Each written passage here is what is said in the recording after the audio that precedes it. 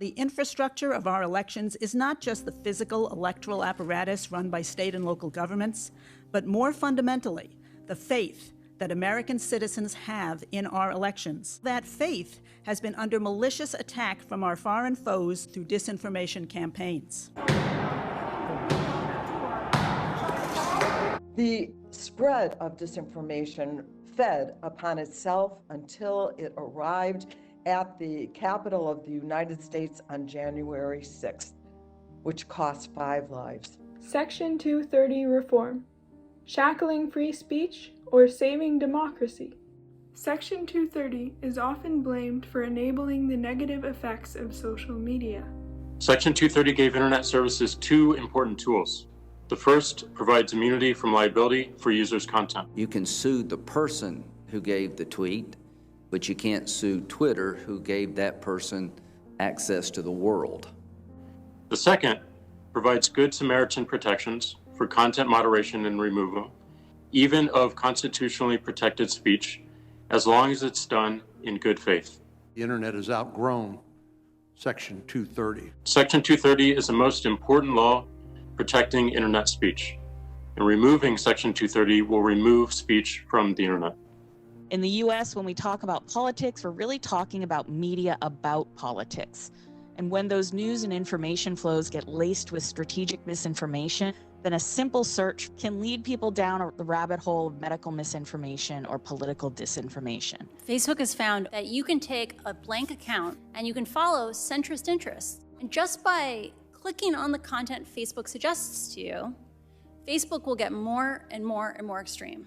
So on the left, you go to, within 3 weeks, to let's kill Republicans. On the right, within a couple of days, you get to QAnon. Within a couple of weeks, you get to white genocide. If you care about or believe that masks work, you will see infinite evidence that masks work. If you click on a couple articles that say masks don't work, you will see infinite evidence that masks don't work. So when a company is actually promoting this harmful content, I question whether existing liability protection should apply. Some people say that the problem is that social networks are polarizing us, but that's not at all clear from the evidence or research. Polarization was rising in America long before social networks were even invented. One contrasting example stems from Facebook's recent algorithm changes. When Facebook made that change, political parties across Europe, from a variety of different political indications, said we were forced to change our positions to more extreme things on the left, on the right, because that's what now got distributed. The idea that our political parties now have the positions they can take influenced by Facebook's algorithms and the changes, that influences the elections because it controls what we get to even vote on in the ballot box. There's Republican and Democrat concern about the power that's being used by social media outlets to tell us what we can see and what we can't, what's true and what's not, to the extent that Section 230, in my view, has to be rewritten. This power extends to content moderation. We labeled over 180 million posts in 2020. I don't think that private companies should make so many decisions like this alone, and we need democratically agreed rules for the internet. We can go astray with too quickly labeling something as disinformation or misinformation. Facebook used to block people from posting that COVID may have originated for a lab. That is something this president now admits is a possibility.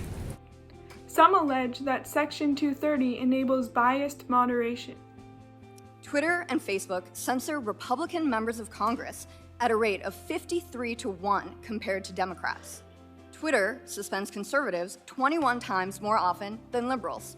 The FCC chairman, Brendan Carr, says that Section 230 right now amounts to a regulatory legal advantage for one set of political actors. There has not been any showing of any kind of bias with regard to liberal or conservative. Facebook took down ads for Biden in Michigan and the ACLU in Colorado for mistaken information about voting. In short, there was action that affected both sides.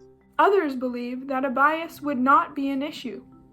Private companies are generally allowed to be politically biased if they want to. Some raise concerns about collusion. Jen Psaki admitted from the White House podium that the government is communicating with Facebook to single out accounts and posts for censorship. There is information that is leading to people not taking the vaccine, and people are dying as a result. And we have a responsibility as a public health matter to raise that issue. That's not censorship. That's moral and civic responsibility. Some believe that Section 230 is a national security issue. If Russia or China try to fly a plane in the United States, they'd be shot down by our Department of Defense.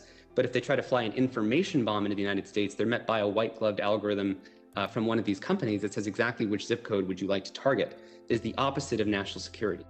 I feel that we've entered into a new era of nation-state conflict, one in which nations project strength less through traditional military hardware and more through cyber and information warfare. There are important challenges here for our society, and we have to decide how we want to handle speech that is legal but harmful, and who should be responsible for what people say. And the time has come to hold online platforms accountable for their part in the rise of disinformation and extremism. And of course, the cost of doing nothing is nothing short of democracy's end.